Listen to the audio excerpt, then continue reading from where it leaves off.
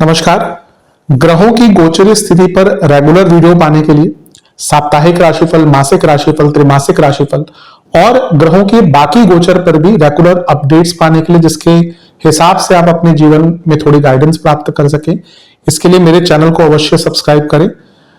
जिन लोगों ने सब्सक्राइब कर रखा है वो ऑल ये जो नोटिफिकेशन सेटिंग होती है इसको क्लिक करें, क्योंकि कभी कभी कुछ लोग बोलते हैं उनको नोटिफिकेशन नहीं मिलती। आशा करता हूं चैनल को सब्सक्राइब करेंगे और रेगुलर वीडियोस अवश्य आप देखेंगे। नमस्कार। ओम गणेशाय नमः। ओम नमः शिवाय। मैं निखिल ज्योतिष आचार्य आप सभी का मेरे चैनल पर पुनः स्वागत करता हूं। आशा करता हूं कि आप सभी स्वस्थ होंगे। महादेव की कृपा आप सभी पर सदैव बनी रहे। ये वीडियो टॉरस यानी कि वृषभ के लिए बहुत विशेष है, क्योंकि वीडियो है 29 जून से 5 जुलाई 2026 के साप्ताहिक राशिफल के बारे में। कैसा रहेगा आने वाला सप्ताह वृषभ के लिए, टॉरस के लिए। जो मेरा साप्ताहिक राशिफल होता है वो प्रमुखतः चंद्रमा और उनकी गति पे आधारित होता है। चंद्रमा एक बहुत ही विशेष ग्रह है, विशेषताएं बहुत है चंद्रमा की।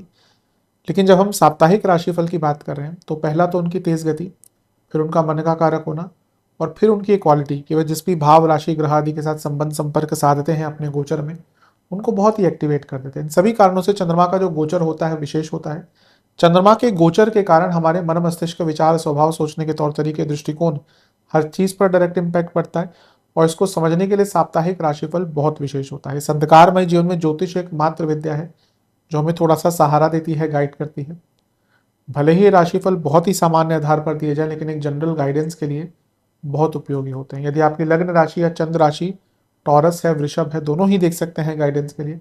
जहां से सूट और लेट ज्यादा करता है वहां से देखिए। व्यक्तिगत तौर पे मेरा मानना है लग्न से देखेंगे तो अच्छा है, इनकेस नहीं पता है तो चंद्र राशि से भी इसको देख सकते हैं। शुरू करते हैं। चंद्रमा आपके अष्टम भाव में आ जाएंगे, यानी कि धनु में। ये होगा 29 जून को सुबह 2 बजे यानी कि 2 AM, और 1 जुलाई दिन के 2 बजे तक वो मकर आपके धनु राशि में ही यानी कि अष्टम भाव में ही गोचर करेंगे। अष्टम के चंद्रमा बहुत अच्छा रिजल्ट तो नहीं देते, ऊपर से केमद्रुम योग भी है तो ये थोड़ा सा और उनको सेंसिटिव करेगा। अच्छा, ये चंद्रमा पूर्णिमा युक्त भी है। अब उनके पास पक्ष बल तो है, लेकिन उनके पास क्योंकि वो अष्टम में है, केमद्रुम योग से प्रभावित है, केतु से प्रभावित हैं, शनि से दृष्ट हैं, मंगल से दृष्ट हैं, इवन शकट योग भी बना हुआ है। तो केवल पक्ष बल से काम नहीं चलता। चंद्रमा एक ऐसे ग्रह है जिनको ग्रहों का भी साथ चाहिए होता है, आसपास कोई ग्रह होने चाहिए। शुभ कर्तरी है तो और अच्छा होता है, शुभ ग्रहों के साथ बैठे हैं तो और अच्छा होता है। इसलिए यहाँ पे चंद्रमा की पोजीशन थोड़ी सेंसिटिव है। शकट योग है तो काम विलंबित होने के चांसेस बहुत ज्यादा बन जाते हैं। शनि का प्रभाव है तो नेगेटिविटी, नेगेटिव सोच बहुत आती है। मंगल का प्रभाव भी है। मंगल क्योंकि आपके सप्तमेश हैं और शनि जो है वो आपके लाभ स्थान से बैठकर देख रहे हैं।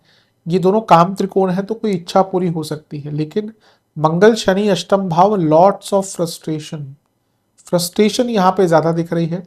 केतु का प्रभाव है तो ना वो जो चीजें होती है ना हमारे जीवन में जिसको लेकर हम हमेशा कहते हैं कि काश ये हो जाता, वो चीजें याद आती है। काश कोई मिल जाता, काश वो प्लॉट खरीद लिया होता, काश वो बिजनेस स्टार्ट कर लिया होता, काश वो कोर्स कर लिया होता। कभी कभी होता ना, हम सब बैठ के ऐसा सोचते हैं काश ये कर लिया होता। तो ये वैसा ही टाइम है। देखिए, ये स्वाभाविक भी है, ऐसा तो नहीं कि हम मशीनरी हैं, हम एकदम इरेज कर दें अपने पास्ट को। पर हाँ, उसमें बहुत ज्यादा डीप तक जाना ना हमें ही कभी कभी प्रॉब्लम देता है।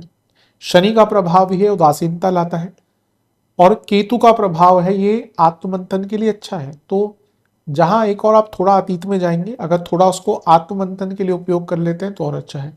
मंगल का प्रभाव है, केतु का प्रभाव है, दोनों अग्नि तत्व के ग्रह हैं और चंद्रमा अग्नि तत्व की राशि में है। सडन बर्स्ट ऑफ एंगर, आपको पता ही नहीं चलेगा कब किस पर इतना गुस्सा आपको आ गया और एकदम युद्ध सा माहौल हो गया। शनि योग कारक है और चंद्रमा तीसरे घर के स्वामी है। कोई यात्रा आपकी विलंबित हो रही थी, जिसके लिए रास्ता ही नहीं मिल रहा था, कुछ निकल ही नहीं रहा था, वो कार्य यहाँ पर पूर्ण हो सकता है। गुस्से से बचिएगा, क्योंकि जैसा मैंने कहा ना कि ये ऐसा टाइम है जब आपको खुद ही नहीं पता चलेगा आप किस पर बहुत बुरी तरह से रिएक्ट कर देंगे। नवांश कुंडली बता रही है थोड़ा आत्ममंथन, थोड़ा सेल्फ लव का टाइम है। दशांश कुंडली कार्य क्षेत्र में सुनिए काम और करिए, कोई और नहीं, कुछ और नहीं करना। बिजनेस, बहुत रिस्क मत लीजिएगा इस टाइम पे। लव लाइफ, आपके बीच में चीजें बहुत बोरिंग हो गई हैं, बहुत मोनोटोनस हो गई है, उनको बदलने का प्रयास कीजिए। वैवाहिक जीवन, कोशिश कीजिए कि किसी और बाहरी व्यक्ति का इस टाइम पे इन्वॉल्वमेंट ना रहे, बल्कि दोस्त और रिश्तेदार आदि। स्टूडेंट्स, प्रॉब्लम ये है कि आपके जीवन में एक फ्लो की कमी है। जितना आपके जीवन में एक अच्छा फ्लो रहेगा काम में, उतना ईज आएगा। तो ease and flow, flow and ease, इस चीज पर काम कीजिए। सेहत के हिसाब से ब्रीदिंग इश्यूज, गले की प्रॉब्लम, बीपी, नर्व्स इश्यूज, सर्वाष्टक, लग्न बली है। बहुत मन करेगा कि बहुत बदलाव एक साथ ले आए, मत लाइएगा। ये टाइम बहुत ज्यादा बदलाव लाने का नहीं है, गलतियां करने की संभावना बहुत बढ़ जाती है। 1 जुलाई दिन के 2 बजे चंद्रमा आ जाएंगे आपके नवम भाव में, यानी कि मकर में, और 4 जुलाई सुबह के 1 बजे तक यहीं पर रहेंगे, यानी कि 1 AM तक। नवम के चंद्रमा अच्छा रिजल्ट देते हैं। तीसरे घर के स्वामी हैं, यहां पे बैठकर अपने ही भाव को देख रहे हैं। गुरु से दृष्ट हैं, शुक्र से दृष्ट हैं, वक्री बुद्ध से दृष्ट हैं। लग्नेश से तीसरे घर के स्वामी का दृष्टि होना कॉन्फिडेंस, साहस बढ़ाता है। जो अष्टम के चंद्रमा ने हानि दी कॉन्फिडेंस की, वो एकदम कन्वर्ट हो जाएगा। गुरु का प्रभाव भाग्य भी देगा, लाभ भी देगा, क्योंकि लाभेश है। अचानक से नए अवसर आपके लिए खुल सकते हैं। लेकिन वक्री बुद्ध बहुत खतरनाक ग्रह है, मैं कई बार इस चीज को बोलता हूं। गोचर में अगर एक ग्रह सबसे खतरनाक रिजल्ट दे सकता है, वो है बुध। रातों रात पटकथा बदल देते हैं। अब बुध आपके तीसरे और धन और पंचम के स्वामी हैं।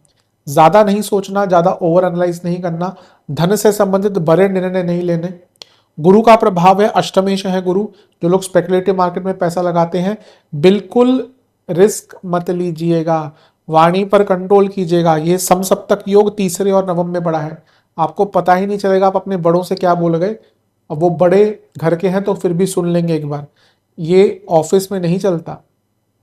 तो अपनी वाणी को लेकर, अपने अंदाज को लेकर, अपने अंदाजे बयां को लेकर बहुत केयरफुल रहिएगा। कभी कभी होता है कि हम किस प्रकार से चीजें बोलते हैं, हम भले ही सही बोल रहे हैं, हमारी बॉडी लैंग्वेज गलत दर्शा रही है, ये चीजें बहुत मायने रखती हैं। और कभी कभी होता है हम मन में कुछ और है और हमारी बॉडी लैंग्वेज सही चीज बता देती है। सामने वाले व्यक्ति भी मूर्ख नहीं होते। कभी कभी हमें लगता है कि हम बहुत चालाक हैं, ऐसा होता नहीं है। जो व्यक्ति ये समझता है ना सामने वाला व्यक्ति मूर्ख है, सबसे बड़ा मूर्ख वही होता है। किसी की भी सादगी में मत जाए। कभी कभी होता है सबसे सादगे, जो सादा प्रकार से लोग रहते हैं ना, वो सबसे चतुर होते हैं। इस चीज पर ध्यान दीजिएगा। ज्यादा बोलना नहीं है, ज्यादा मनमुटाव नहीं करना किसी से, ज्यादा ओवर कम्युनिकेट नहीं करना, भाई बहनों से संबंध बनाकर रखने हैं, और कोई कमिटमेंट फालतू की नहीं देनी किसी को। कम बोलेंगे, सुखी रहेंगे। वैसे तो जीवन का भी सार होता है। नवांश कुंडली, बैलेंस हिल जाएगा थोड़े टाइम के लिए अगर आपने ज्यादा बोला। दशांश कुंडली, कार्य क्षेत्र में किसी से मतभेद हुए हैं, सॉल्व करने का टाइम है। बिजनेस, कुछ नुकसान हुआ है, रिकवरी का टाइम है। लव लाइफ, थोड़ा बड़ा सोचिए, क्यों छोटी मोटी बातों पे लड़ते जाते हैं। ये टाइम ऐसा है कि छोटी मोटी बातों पे झगड़ा होता रहेगा और कोई फायदा नहीं होता उसका। वैवाहिक जीवन, ट्रस्ट इश्यूज दिख रहे हैं। स्टूडेंट्स, थोड़ा हॉबीज पर भी ध्यान दीजिए। सेहत की जहां तक बात है, गले की प्रॉब्लम, नसों की प्रॉब्लम, हार्मोनल इश्यूज, इंडाइजेशन, सर्वाष्टक, लाभ स्थान बली है। कोई पैसे का काम अगर अटक रहा था ना, पूर्ण हो सकता है। 4 जुलाई सुबह के 1 बजे चंद्रमा आ जाएंगे आपके 10वें घर में, और सप्ताह के अंत तक यहीं पर रहेंगे। इसी दिन शुक्र का गोचर भी होगा, चंद्रमा पर प्रभाव रहेगा, तो उनको मैंने अंकित करा है। शुक्र का प्रभाव चंद्रमा पर लग्नेश होने के नाते ये गति प्रदान करेगा, और वो उपचय भाव के स्वामी भी हैं, और चंद्रमा खुद उपचय घर के स्वामी हैं। लेकिन चंद्रमा राहु गुप्त शत्रु हैवी रहेंगे, हावी रहेंगे, सॉरी। यहाँ पे ऐसा टाइम है जहाँ पे आपके गुप्त शत्रु बहुत हावी रहेंगे आप पर, क्योंकि आपको समझ ही नहीं आएगा कि किस पर भरोसा करें, और गलत लोगों पर भरोसा करने की संभावना बहुत बढ़ जाती है इस टाइम पे। अपने मन की बात बहुत शेयर ना करें, स्पेशली कार्य क्षेत्र में। और ये भी हो सकता है कि आपको कार्य क्षेत्र में कोई नया काम दिया जाए, एक्सेप्ट कर लीजिएगा। लेकिन अगर बिल्कुल कंफर्ट जोन से बाहर है तो मना कर दीजिएगा। अपने जीवन में, पर्सनल लाइफ में, किसी को भी अपने फैमिली मैटर में यहाँ पे ज्यादा इन्वॉल्व मत कीजिएगा, वरना प्रॉब्लम हो सकती है। शकट योग फिर से बनेगा, क्योंकि गुरु से अष्टम में चले गए, तो कार्य विलंबित होने की जो प्रोबेबिलिटी है वो बढ़ जाती है। राहु चंद्रमा बहुत ओवर थिंकिंग करवाते हैं। शुक्र छठे घर के स्वामी है, तो व्यर्थ की चिंताएं, फालतू की चिंताएं जिनका आपके जीवन से दूर दूर तक कोई लेना देना नहीं है, उनको लेकर परेशान रहेंगे। तो इन चीज़ों से भी बचना है। किसी पर विश्वास नहीं करना, किसी पे डिपेंडेंट नहीं रहना, किसी को फॉर ग्रांटेड नहीं लेना। इन सब चीज़ों पर आपको बहुत ध्यान देने की आवश्यकता है। नवांश कुंडली, फिर से कहूंगा, बहुत जल्दी किसी से इंस्पायर्ड और इन्फ्लुएंस्ड इस टाइम पे मत होइएगा। दशांश कुंडली, कार्य क्षेत्र में आराम से बातचीत कीजिएगा। बिजनेस में it's time to move forward, बहुत प्लानिंग है, इंप्लीमेंट कीजिए। लव लाइफ, एक्सेप्टेंस की प्रॉब्लम क्या है वो लानी पड़ेगी इस टाइम पे। वैवाहिक जीवन, बहुत ओवर थिंकिंग, बहुत शक करेंगे, दोनों ही साइड से प्रॉब्लम दिख रही है। स्टूडेंट्स, बहुत अच्छा टाइम है, भाग्य साथ देगा। सेहत की जहां तक बात है, आपको breathing issues, sleep disorders, infections, सर्वाष्टक, अष्टम भाव बली है। फिर से कहूंगा कि ये हफ्ते का ऐसा भाग्य है, पूरा हफ्ता ऐसा है, स्पेशली अंतिम भाग, किसी की बनावटी बातों में मत आइएगा। जो लोग मीठा बोलते हैं अधिकतम ज्यादा खतरनाक होते हैं। Keep those very near to you, जो आपसे सत्य भले कटु रूप में बोले, वो लोग बहुत अच्छे होते हैं, यकीन मानिए। हम उल्टा करते हैं, जो लोग सत्य बोलते हैं हमारे भलाई के लिए, भले ही थोड़ा कटु बोलते हैं, क्योंकि सत्य तो कड़वा होता है, हम उनको दूर कर देते हैं। और हम क्या करते हैं, जो बनावटी मुस्कान होती है, झूठी बातें होती है, शुगर कोटेड की भाई भर भर कर की आपकी तारीफें करें, और वहीं आपने पीठ मोड़ी तो खंजर भोंक दिया। हम ऐसे लोगों को अपने पास रखना चाहते हैं, क्योंकि ये कलयुग है। लेकिन यकीन मानिए, अपने पास कुछ ऐसे लोग रखिए जो आपको पता है कि आप पूछे कि भाई मैं कुछ गलत कर रहा हूं या कर रही हूं, तो वो आपको सत्य बोले। ध्यान दीजिएगा इस चीज का। विशेष प्रेडिक्शन, मन को क्लियर कीजिए, बहुत बैगेज लेके चल रहे हैं। दशांश कुंडली, कार्य क्षेत्र में आगे बढ़िए, क्योंकि आप बहुत प्लानिंग करें कि ये सीखना है वो सीखना है, लेकिन आप कर कुछ नहीं रहे। हो सके तो इस हफ्ते ट्रैवल कीजिए अगर पॉसिबल है, और अपनी करेज ढूंढिए, अपनी साहस ढूंढिए। कहीं ना कहीं वो साहस जो आपके अंदर, हम वृषभ वालों के साथ जो एक एसोसिएट करते हैं ना, वो गायब सा हो गया। शुभ अंक है आपका 6 और 9। शुभ रंग है आपका वॉयलेट, ब्लू एंड ब्लैक। उपाय के स्वरूप में दुर्गा जी की आरती करनी है, घी का दिया अर्पण करना है, गुलाब के पुष्प अर्पण करने हैं। हो सके थोड़ा गुलाब का इत्र भी माँ के चरणों में या उनकी मूर्ति पर समर्पित कीजिएगा, और दुर्गा चालीसा का 3 बार पाठ करना है। आशा करता हूँ वीडियो काम आएगा। चैनल पर नए सब्सक्राइब कीजिए, वीडियो को लाइक कीजिए। मिलूंगा अगली वीडियो में, तब तक के लिए ओम नमः शिवाय।